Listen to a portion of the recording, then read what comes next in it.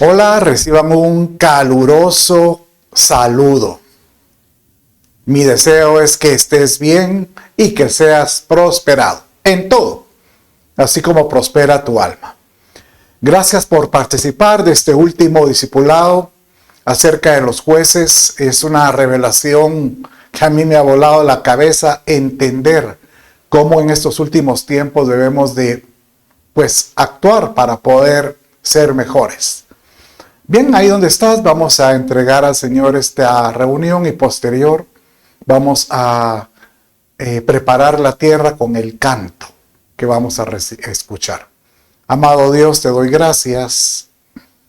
Gracias, Señor, por tu amor y tu misericordia.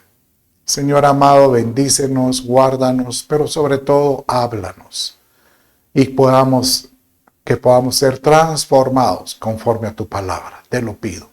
En el nombre de Jesús, tu Hijo. Amén y amén. Adoremos.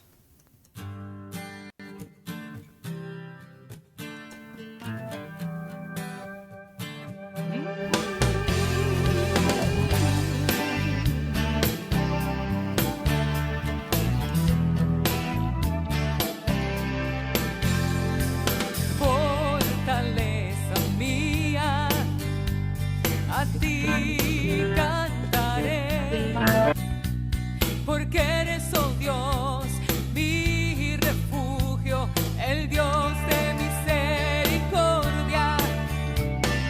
Fortaleza mía, a ti cantaré, porque eres, oh Dios, mi refugio, el Dios de misericordia, y yo cantaré de tu poder y alabaré de mañana tu misericordia,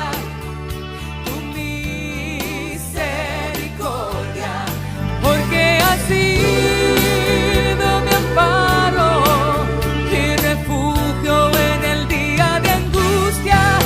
Yo cantaré, Señor, de tu poder. Fortaleza mía, a ti cantaré, porque eres, oh Dios, mi refugio, el Dios de misericordia.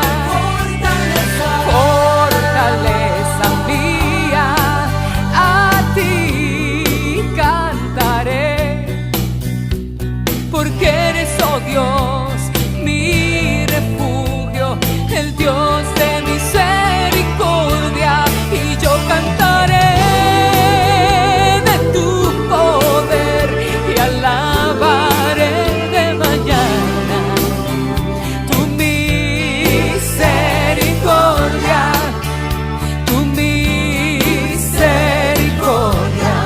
porque has sido mi amparo y refugio en el día de angustia.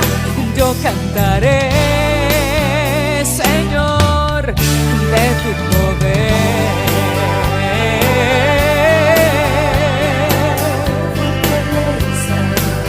Oh, mi refugio eres tú, Señor.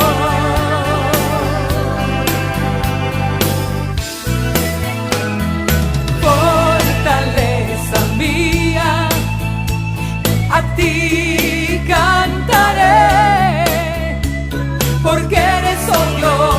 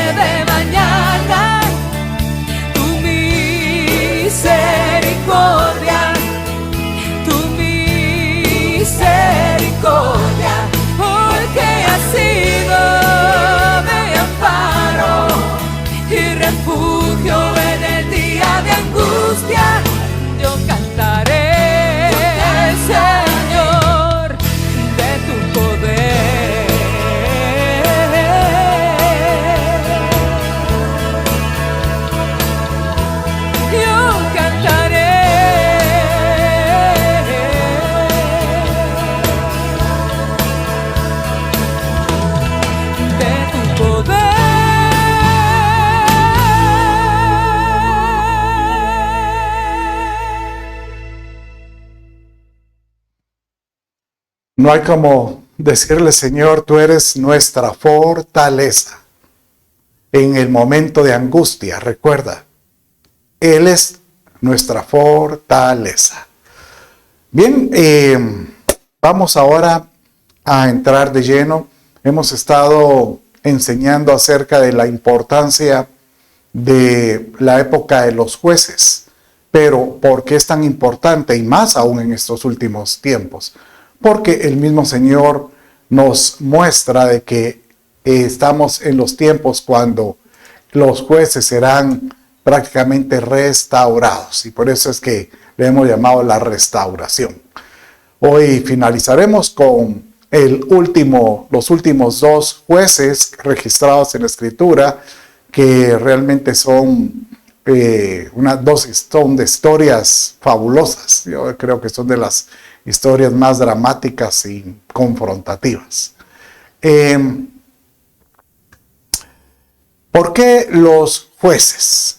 Bueno, el Señor dice que la intención de Él cuando el pueblo de Israel comenzó a establecerse en la tierra después de la conquista, que ellos pudieran tener un gobierno, y el gobierno era por medio de líderes pues no autoritarios, no era una monarquía, pero eran con la dirección, líderes sabios, con espirituales, que pudieran gobernar con la dirección del Señor. Y el plan era, el Padre era que este tipo de gobierno pudiera regir al pueblo. Y la intención era que de la misma manera como lo hizo en ese entonces, lo iba a hacer también en estos últimos tiempos, tal como lo dice Isaías capítulo 1, verso 26. Y dice de esta manera: entonces restauraré tus jueces como al principio y tus consejeros como al comienzo, después de lo cual serás llamada ciudad de justicia, ciudad fiel. Y podemos llamar que nuestra ciudad, la esperanza de todo creyente es poder un día estar en la presencia del Señor, nada menos que en la ciudad celestial o la llamada Nueva Jerusalén.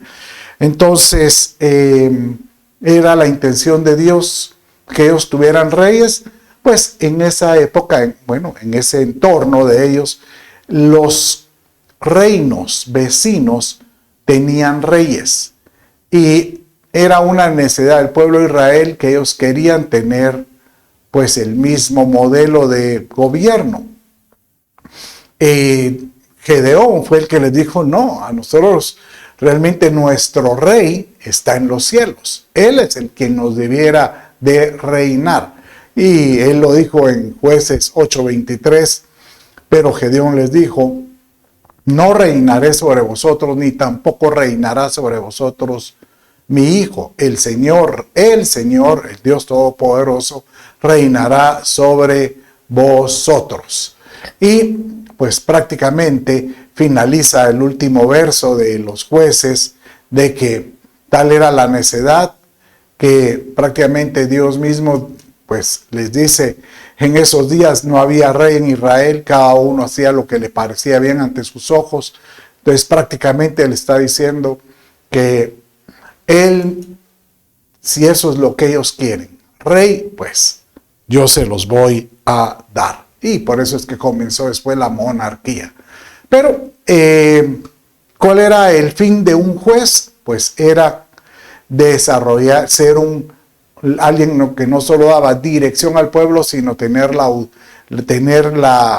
ser un guerrero para poder darles a ellos libertad, que ellos vivieran libres en todo sentido. Entonces, ¿cuál era el objetivo? Dice en Jueces 2:18, cuando el Señor les levantaba jueces, el Señor estaba con el juez y los libraba de mano de sus enemigos todos los días del juez, porque el Señor se compadecía por sus gemidos a causa de los que los oprimían y afligían. Entonces, el pueblo de Israel se alejaba del Señor y necesitaban un libertador. Y esta es la otra figura del juez. un libertador, ¿verdad? Entonces, siendo así, hemos estado enseñando en los discipulados anteriores. Comenzamos pues con el primer juez que aparece, Otoniel, y el último es Samuel. Pero cuando comenzamos Otoniel, pues fue con Ahod, Samgar, Débora, Barak. Después hablamos de Gedeón, una historia muy hermosa, Abimelech, Tolá, Jair. La semana pasada vimos Jefté, Ibsán, Elón, Abdón. Y ahora vamos a finalizar nada menos con Sansón, hablar por qué hubo una vergüenza del pueblo de la nación de Israel, muy interesante, y el profeta Samuel. Bueno, entonces con esta introducción, hoy vamos a empezar con Sansón.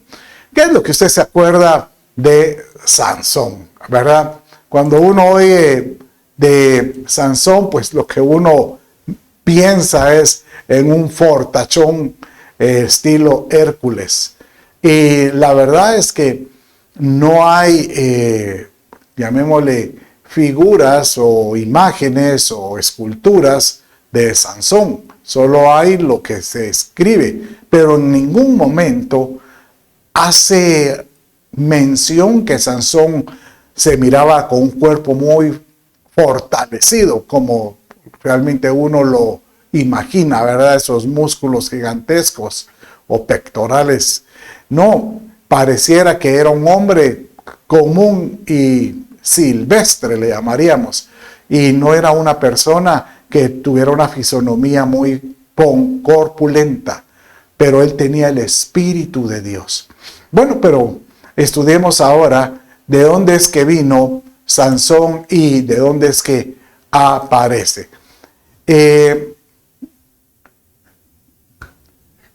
Después del último juez, nuevamente el pueblo de Israel se volvió reincidente con sus prácticas hacia la idolatría, o pues de estar haciendo cosas que no le agradaban al Señor. Y es curioso en esta historia cómo es que aparece Sansón, porque dice: y los hijos de Israel volvieron a hacer lo malo ante los ojos del Señor, y el Señor los entregó en manos de los filisteos por 40 años. Aquí me quiero detener un poco, porque si recuerda, en todos en los momentos de opresión que vimos anteriormente, estuvieron, por ejemplo, 8 años, que 10 años o 20 años. Pero aquí 40 años. Y no menciona que en estos 40 años el pueblo de Israel haya clamado a Dios. ¿Sabe qué veo yo? Como que Dios en su misericordia, viendo que sus hijos están oprimidos y que ellos no se levantan buscando o tratando de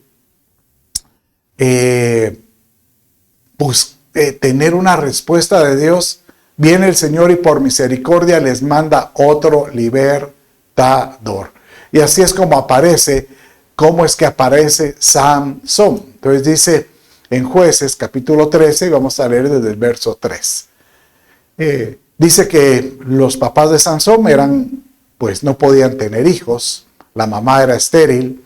Entonces el ángel del Señor se le apareció a la mujer y le dijo: he aquí tú eres estéril y no has tenido hijos, pero concebirás y darás a luz un hijo. Ahora pues cuídate de no beber vino ni licor y de no comer ninguna cosa inmunda, pues he aquí concebirás y darás a luz un hijo. No pasará navaja sobre su cabeza, porque el niño será, mire esta palabra, nazareo, para Dios desde el seno materno, y él comenzará a salvar a Israel de los filisteos. Aquí es interesante este concepto nazareo. No es lo mismo que el concepto o llamémosle como referían al Señor Jesucristo, que a Jesucristo le llamaban Nazareno. Es diferente, aquí es Nazareo sin la N al final. ¿Cuál es la diferencia? Pues que Nazareo era en Números capítulo 6, habla acerca de los nazareos, que eran prácticamente los apartados para servir al Señor. Pues prácticamente eran un grupo que se les designaban a ciertas atribuciones y ellos tenían que cumplir, como dice aquí, pues no cortarse el cabello, no tomar ningún tipo de licor, e inclusive en Números habla que ellos no podían inclusive acercarse a un muerto. Y aquí encontramos pues que la condición era que Manoa y su esposa aceptaran ese desafío de preparar a este hijo para esas atribuciones, y con lo que le dijo él que iban a ser un libertador, ¿verdad? Entonces, acuérdese que era un nazareno, pues era de Jesucristo, él era nazareno, que era oriundo de Nazaret, que también lo menciona cuando dice en Isaías que Jesucristo era un vástago. Esta palabra vástago o retoño, cuando él habla del retoño de Judá, esa palabra retoño es lo mismo que nazareno. Entonces, no es lo mismo. De todos modos, vamos a ver posteriormente que Jesucristo no pudo haber sido nazareo porque él, pues, de alguna manera tomó vino con algunos diferentes grupos e inclusive tuvo de alguna manera contacto con muertos cuando oró por estos para que resucitaran. Entonces, de alguna manera, él no cumplió estos dogmas, llamémosle. Pero sigamos viendo acerca de que ellos vienen y aceptan esta responsabilidad, Manoa y su mujer. Y entonces, el mismo ser que se les presenta les da el nombre. Y dice de esta manera: pues sucedió cuando la llama subía del altar hacia el cielo, el ángel del Señor ascendió en la llama del altar, y al ver eso Manoa y su mujer cayeron rostro a tierra. Y Manoa dijo a su mujer: ciertamente moriremos porque hemos visto a Dios. Y la mujer dio a luz un hijo y le puso por nombre Sansón. Y el niño creció y el Señor lo bendijo, y el Espíritu del Señor comenzó a manifestarse en él. No está muy claro si el nombre se lo dio el ángel, pero podríamos asumir que ella tomó una reflexión o un nombre por lo que ellos vieron. Ellos vieron cómo es que este ser, esta entidad subió al cielo sobre las llamas, muy parecido como cuando Jesucristo ascendió. Y las instrucciones fueron tan precisas acerca de cómo es que este jovencito o este niño iba a nacer y cómo es que tenían que educarlo, que era muy probable que le haya dado el nombre. El nombre Sansón significa luz del sol. ¿Por qué? Porque ellos tuvieron una parusía, con una convicción de que fue Dios mismo el que vino. Nosotros los creyentes creemos que todas las manifestaciones de Dios en la tierra o esas parusías fueron en el cuerpo de Jesucristo. O sea que podríamos asumir que Jesús mismo se les apareció y les dio instrucciones a ellos. Y vemos que este jovencito Sansón o luz del sol comenzó a tener manifestaciones que Dios estaba con él, porque dice que el Espíritu del Señor estaba en él y se manifestaba. ¿Qué tipo de manifestaciones? A lo mejor entre los muchachos, sus compañeros, era el que más tenía algunos atributos de fuerza mucho más impresionantes. Bueno, pero estudiemos un poco más acerca de este varón de Dios que se supone que fue consagrado, era preparado, pero aún vemos que aunque fue consagrado y prácticamente apartado para Dios, lamentablemente tenía algunos hábitos que no lograba él dominar. o él no lograba controlar, ¿verdad? Entonces dice en el capítulo siguiente que Sansón llegó a Timnat, a uno de los pueblos de los filisteos. Y dice así: y Sansón descendió a Timnat y vio ahí a una mujer de las hijas de los filisteos. Pero Sansón dijo a su padre: tómala para mí, porque ella me agrada, ella me es agradable a los ojos. Y dice en el verso 4, y su padre y su madre no sabían que esto era del Señor, porque él buscaba ocasión contra los filisteos, pues en aquel tiempo los filisteos dominaban a Israel. Entonces, aquí vemos un hombre consagrado, pero realmente que se dejaba llevar mucho por sus caprichos y sus deseos. Versos también complementarios a estos que leen ahí, dice que los padres no estaban de acuerdo con que él quisiera casarse con una muchacha de los filisteos, pero aceptaron porque era tanta la necedad. A veces ¿sabe qué me puedo imaginar con Sansón? Que por sus cualidades que él tenía y que a los padres lo asombraban, como sabían que era un enviado de Dios, porque el ángel se los mostró, el Señor se los mostró. Puedo imaginarme a un padre complaciente y trataba de complacer al hijo lo que él quisiera, porque si no, se enojaba el muchacho. Y creo que ese fue también uno de los problemas de la caída de Samson, porque él pudo haber librado a Israel de los filisteos, obviamente, como un guerrero, pero no por caprichos. O sea, prácticamente la mortandad que él le hizo a los filisteos, todo giraba alrededor por caprichos. Yo quiero esto, dame esto. Realmente se notaba que no era consagrado, estaba muy entregado a los placeres o a los deseos de los ojos. Bueno, total es que la historia cuenta que el muchacho termina casándose con esta muchacha de Timnat. Su suegro viene y hace una gran parranda, una fiesta, se reúnen los amigos.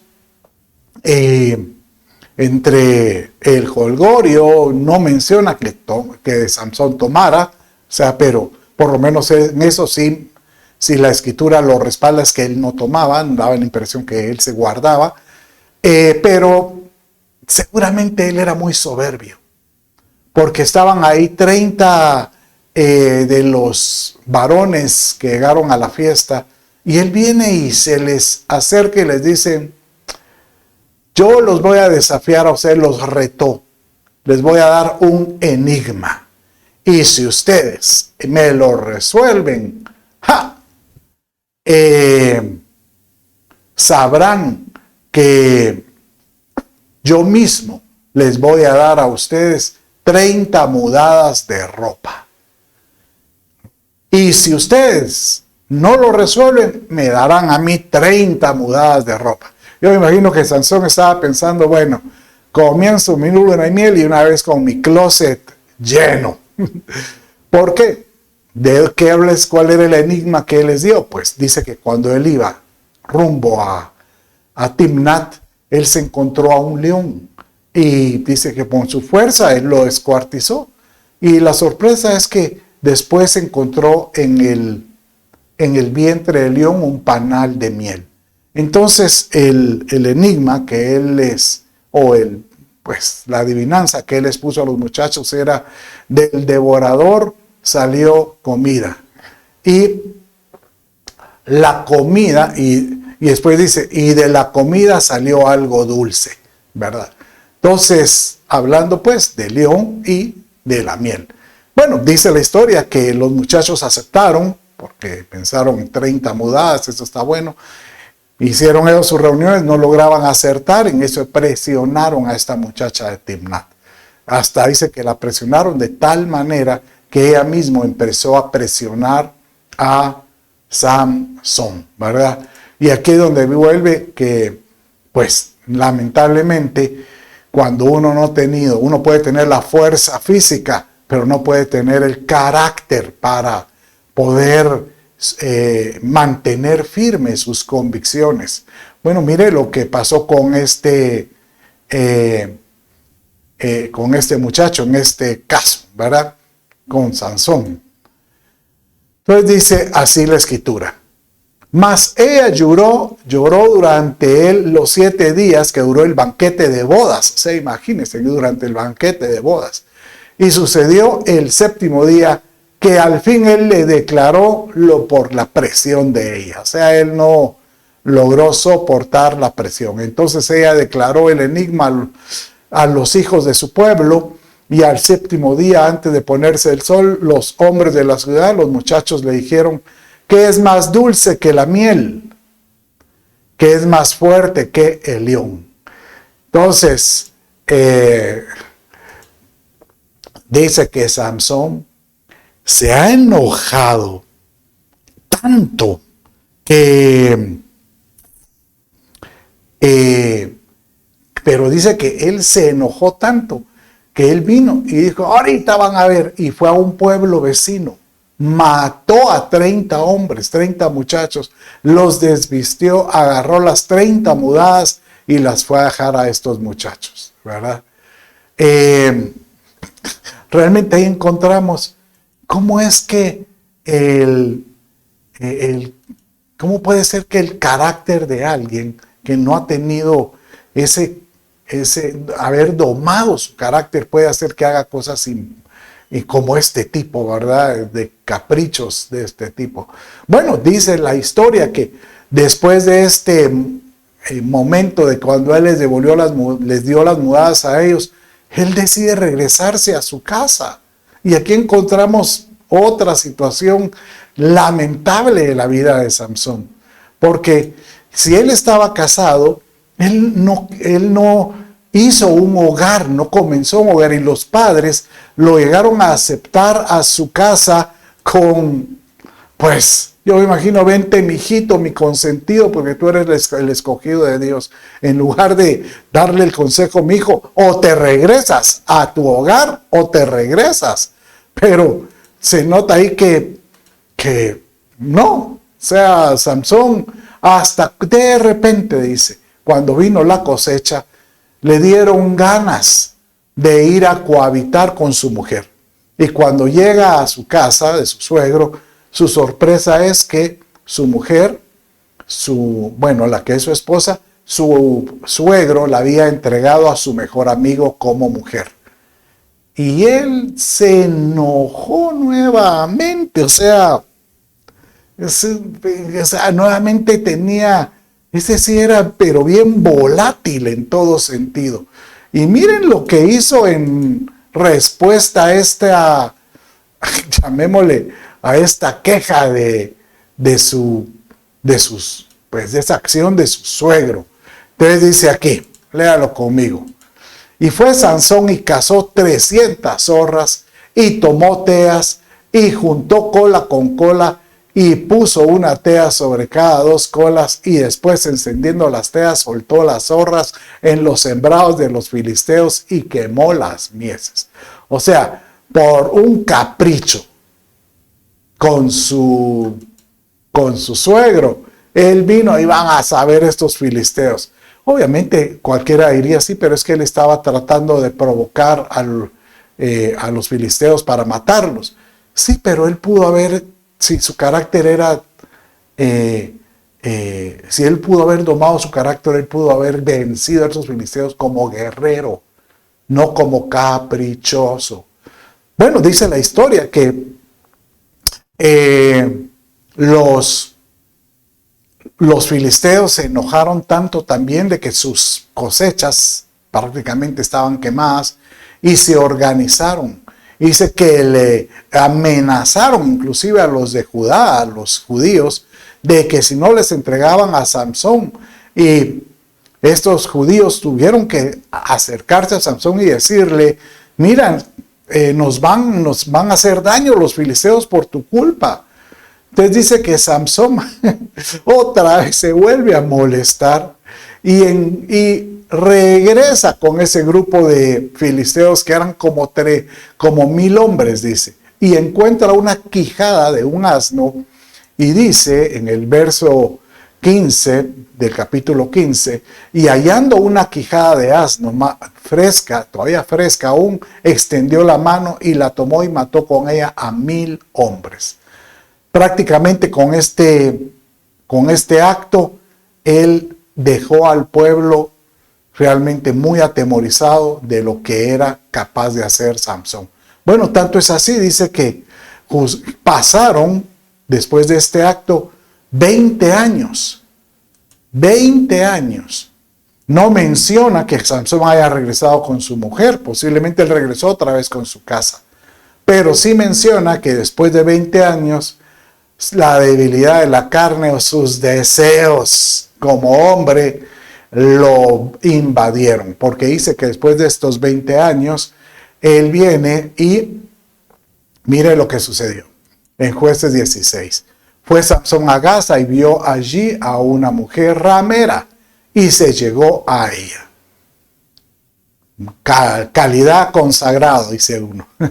Y fue dicho a los de Gaza: Sansón ha venido acá, y lo rodearon. O sea que seguramente todavía había un rescosor en los filisteos, que cuando vieron que Samson había regresado a esa tierra, dijeron: ahora sí lo vamos a agarrar, porque todavía nos duele lo que hizo con nosotros, sobre todo cuando mató a los 1000 hombres hace 20 años. Y dice que Samson, ellos lo quisieron acechar hasta el amanecer. Y Sansón dice que se levantó a medianoche y tomando las puertas de la ciudad con sus pilares, o sea, imagínense, la entrada de la ciudad, y con todo y sus cerrojos se lo echó al hombro y se fue y subió a la cumbre del monte que está delante de Hebrón. Con eso prácticamente vemos que habían pasado 20 años, pero él todavía no había gobernado. Ese es su carácter volátil.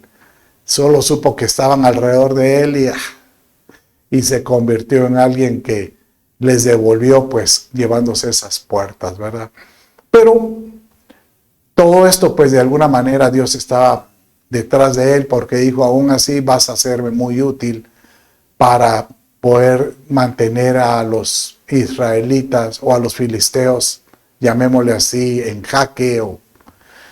Bueno, dice la historia que nuevamente Sansón regresa a otra ciudad de los filisteos y ahora se encuentra nada menos que a Dalila. Y aquí es donde viene la famosa historia de la muchacha que prácticamente fue la causa de la aprehensión de Samson, la causa de cómo es que le sacaron los ojos. Y es que ella se enamoró de esta muchacha.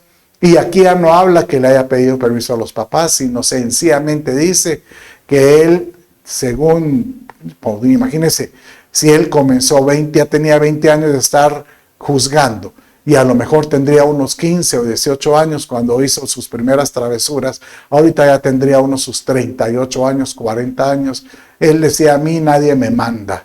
Y él viene y toma a esta mujer y se enamora y empieza a cohabitar con ella. Los filisteos empiezan a acechar a Dalila y diciéndole lo mismo con aquella mujer: nos tienes que decir cómo vencerlo, que él te diga cómo poder vencer alguna debilidad debe de tener. Y dice que esta mujer lo acechó y lo presionaba todos los días, y hasta que vino él y tal vez ya había aprendido de la primera, pero le dio a esta la primera, una alternativa o una mentira. Le dijo, y Sansón le dijo: si me atan con 7 cuerdas frescas que no se hayan secado, me debilitaré y seré como cualquier otro hombre. Es interesante porque aquí prácticamente él le da 3 mentiras de cómo vencerlo a ella. Pero de alguna manera aquí nos deja la Escritura como que 3 enseñanzas para nosotros los creyentes, para no caer en manos del enemigo y no creer que nuestras mismas fuerzas nos pueden librar, porque todo gira alrededor de confiar en las fuerzas del Señor. Acuérdate lo que te digo. Tú no vas a poder resolver nada si no se lo entregas al Señor. Porque aquí Sansón le dijo, y le decía a la muchacha, y Sansón le dijo, si me atan con 7 cuerdas frescas que no se hayan secado, me debilitaré y seré como cualquier otro hombre.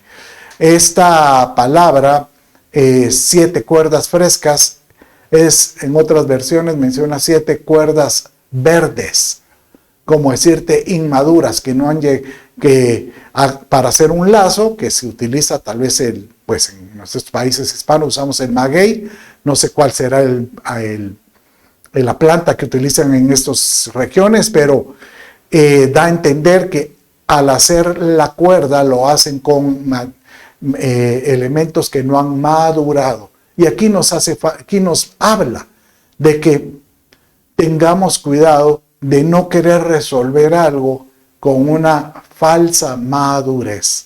Bien dice la Escritura, mire el hombre que crea estar firme y no caiga.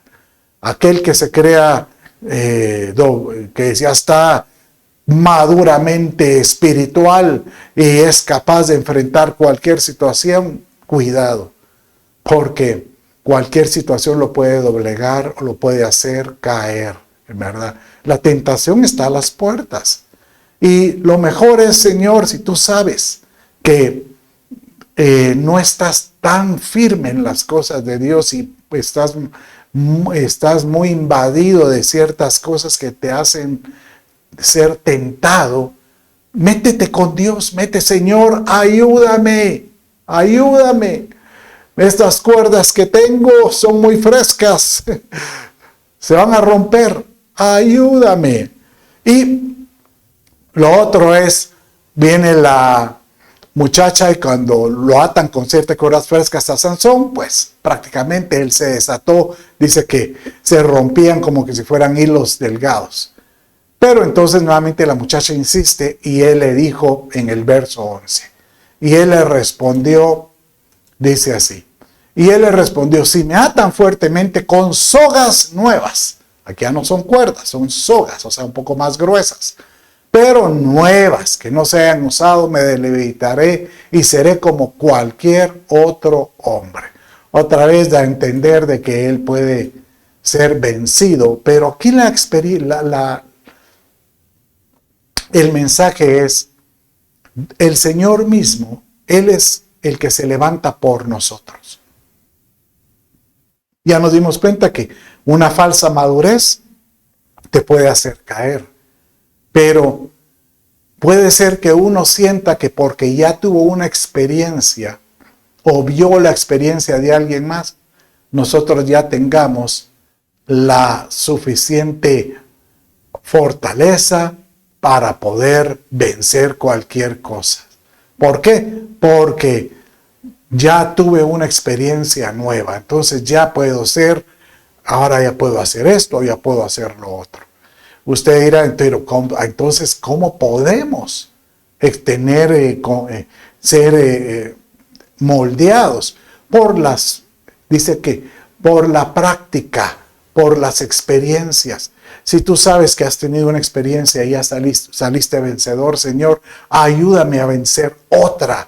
Y de esta manera otra y otra y otra. Y conforme la práctica, dice que conforme estos dones que Dios nos da, somos ejercitados, estos dones se quedan en nosotros, se vuelven como una autoridad y nos da autoridad.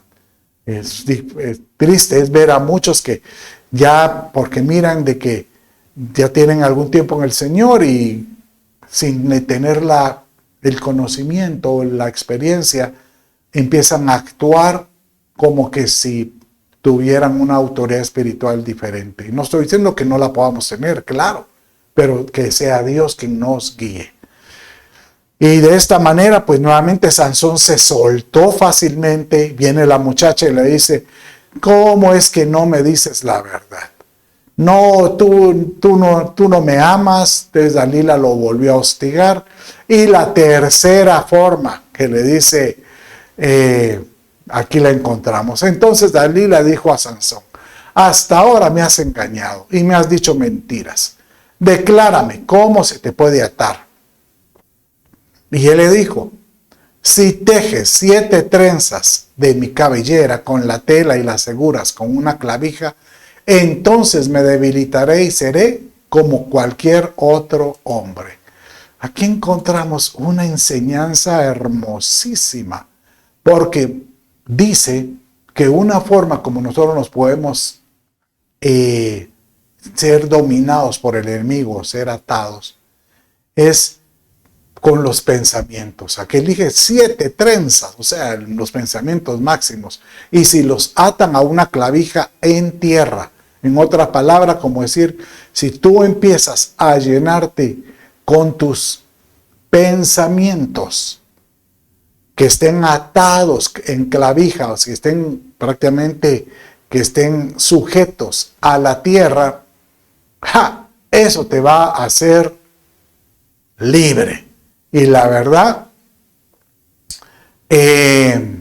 vemos que esto es una forma en que nos dice aquí que nosotros podemos ser atados por medio de lo que tú alimentes a tu mente.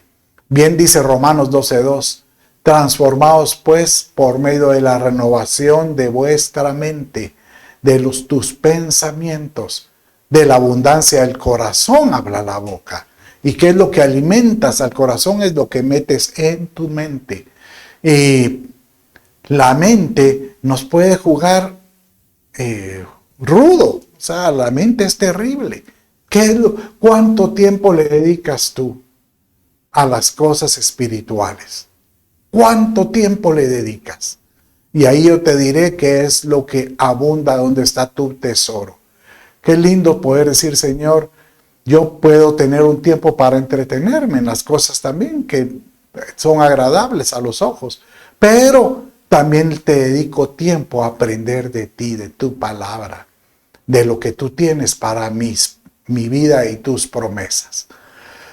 Bueno, pero la historia dice que después de esta, Sansón se logró soltar fácilmente y nuevamente ya fue la presión de esta mujer fue de tal manera que él le reveló su condición. Y dice, él le reveló pues todo lo que había en su corazón, diciéndole, nunca ha pasado navaja sobre mi cabeza, pues he sido nazareo para Dios desde el vientre de mi madre. Si me cortan el cabello, mi fuerza me dejará y me debilitaré y seré como cualquier otro hombre.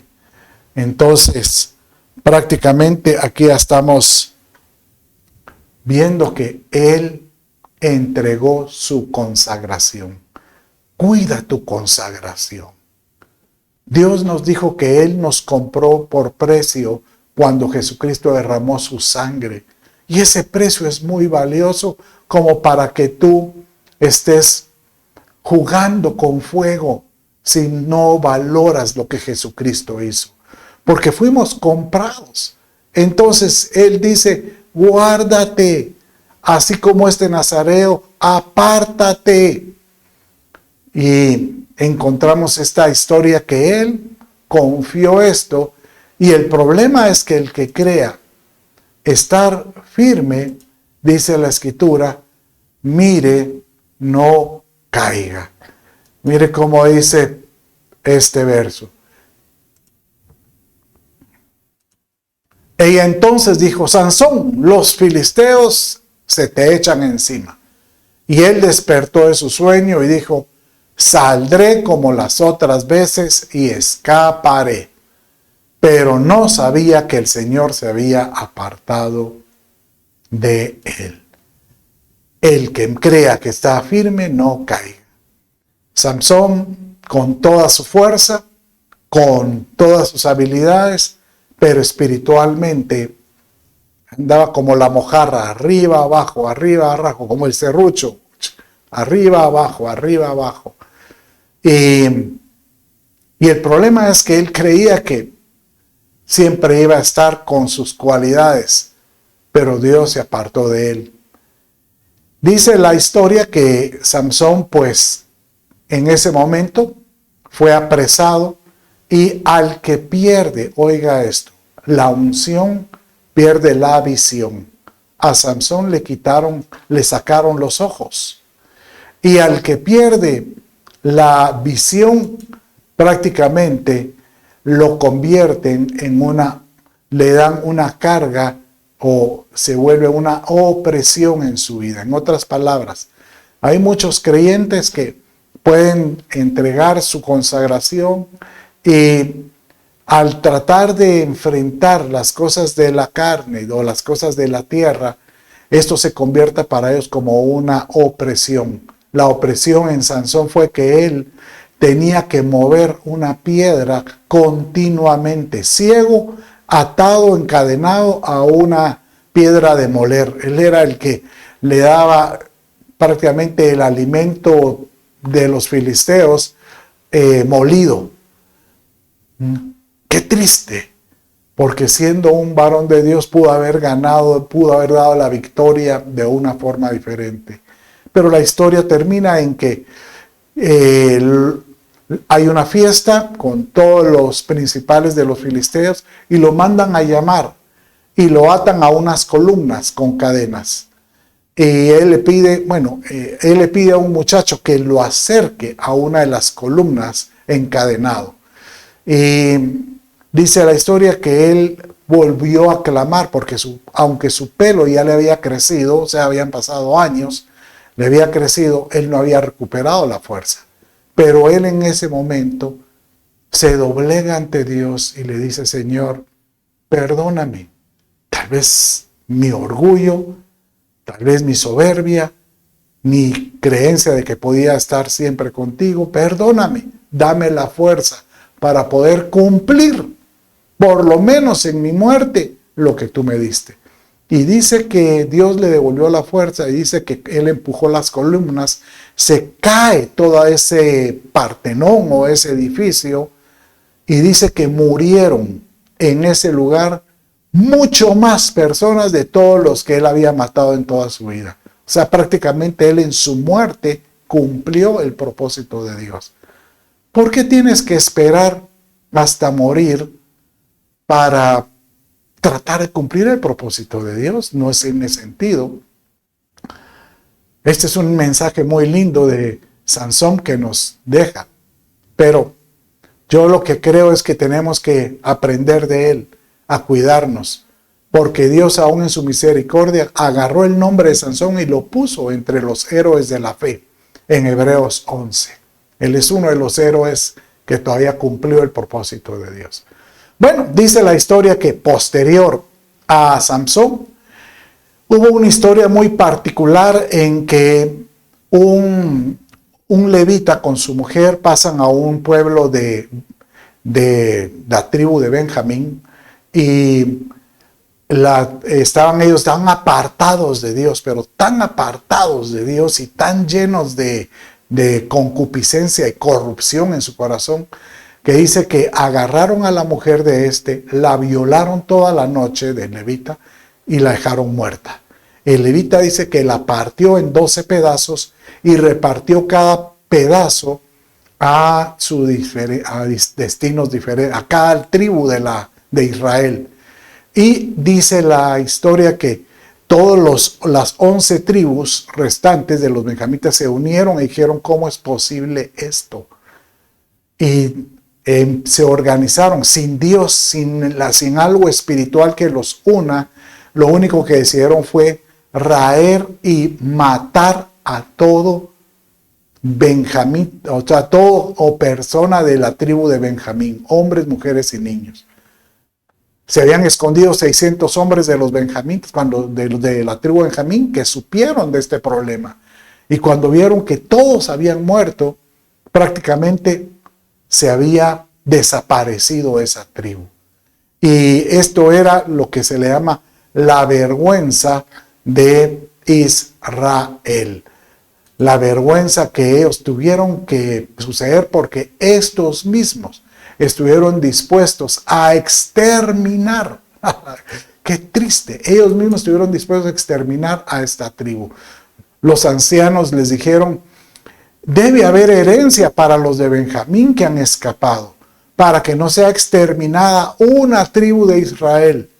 Pero nosotros no le podemos dar entonces vinieron los otros te decían, nosotros no les podemos dar mujeres de nuestras hijas, porque los hijos de Israel habían jurado diciendo, maldita el que dé a mujer a los de Benjamín. ¿Por qué es una vergüenza? Porque estos mismos mataron a toda una tribu de sus hermanos. Este pequeño grupo que quedó dice que tomó como asiento y se fue a vivir a Judá. Entonces prácticamente en la región de Judá estaban el remanente de los benjamitas o de los de la tribu Benjamín y esto. Es una vergüenza cómo es que ellos dejaron matar a sus hermanos. Bueno, pero el último de los jueces fue Samuel. Esta es una historia muy conocida, muy hermosa, porque él es fruto del clamor de una madre que era estéril, que ella anhelaba poderle dar a su marido herencia de genealogía. El marido tenía otra mujer que se llamaba Penina, y esta mujer pues tenía muchos hijos, y esta mujer dice que enojaba nada menos que a Ana, que era la mujer estéril, pasándole los hijos enfrente. Y vino Ana, en su clamor viene y le dice y hace un voto en el templo. E hizo voto y dijo, oh Señor de los ejércitos, si tú te dignas mirar a la aflicción de tu sierva, te acuerdas de mí y no te olvidas de tu sierva, sino que das un hijo a tu sierva, yo lo dedicaré al Señor por todos los días de su vida, y nunca pasará navaja sobre su cabeza. Tal como ella lo clamó, Dios le otorgó el deseo de su corazón. Y ella vino y dice que agarró a este niño y lo presentó en el templo. Se lo fue a entregar a Elí, que Elí, el sumo sacerdote, estaba presente cuando ella estaba clamando por este hijo, y él mismo fue el que le dijo, Dios conceda lo que tú le pides. Total, dice la historia que Samuel creció en el templo con Elí, el sumo sacerdote, y viendo lo que hacían los otros hijos, los hijos de Elí, en el templo, que era una barbarie. Estos se acostaban con las mujeres que iban a orar al templo, o sea, con cuento les decían alguna cosa y para aprovecharse de ellas.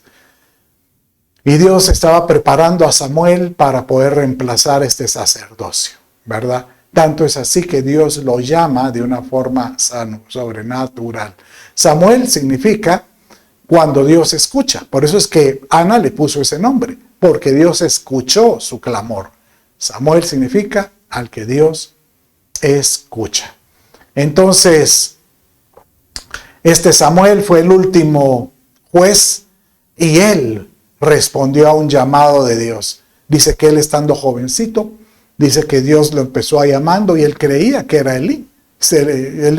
Dice que su catre, o él dormía muy cerca de la arca del pacto, o sea, de la presencia del Señor. Y dice que este mismo se levantó y le fue a decir a Elí, Elí, Elí, ¿tú me llamas? No, le dice, no te he llamado. Volvió. La segunda vez, ¿tú me llamas? No me llamas. La tercera vez ya Elí entendió y le dijo, mira, cuando te vuelva a hablar, mejor responde. Y de esta manera dice la escritura. Entonces vino el Señor y se detuvo y llamó como en las otras ocasiones. Samuel, Samuel, Samuel, respondió, habla. Entonces ahora ya le respondió Samuel, tal como la instrucción que le dio Elí. Habla, que tu siervo escucha.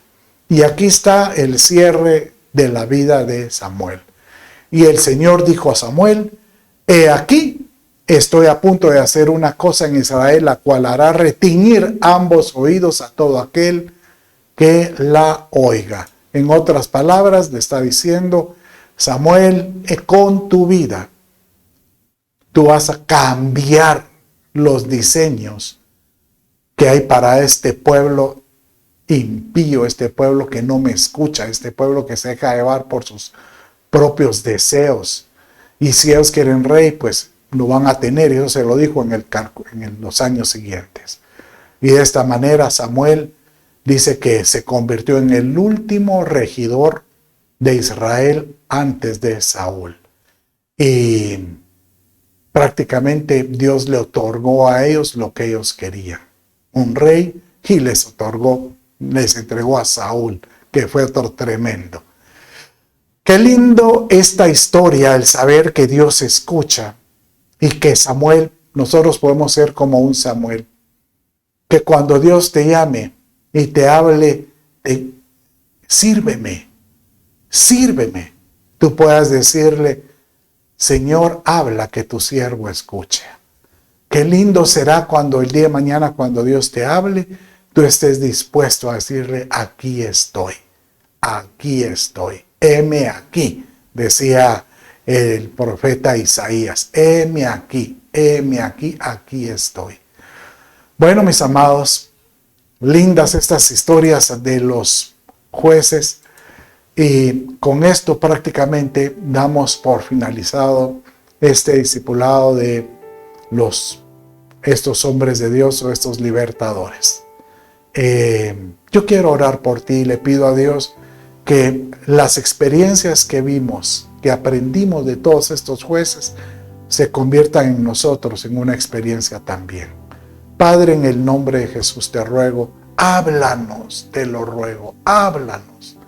Y que podamos nosotros, Señor, en el nombre de Jesús, ser como estos jueces, tener la autoridad para poder libertar, pero también poder vencer.